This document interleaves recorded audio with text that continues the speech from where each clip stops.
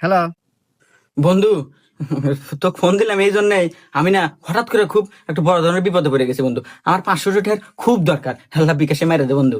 এই তোর কি সকাল টিয়ারই প্রয়োজন রে সকাল নাই দুপুর নাই রাত নাই সকাল টিহাই চাস তুই এই আগে যে টিয়া কোনো দিছি ওরে তুই টিয়া ফেরত দাস না গিয়া আমি তো টিয়া কোনো একটা দিলাম না যা হায় রে বন্ধু, তুই আমার কত বড় বড় বিপদে সাহায্য করছু।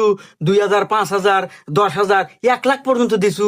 আর তুই এই সাধারণ 500 টাকার নাকি তুই আমাকে এতগুলো কথা শুনালো দোস্ত।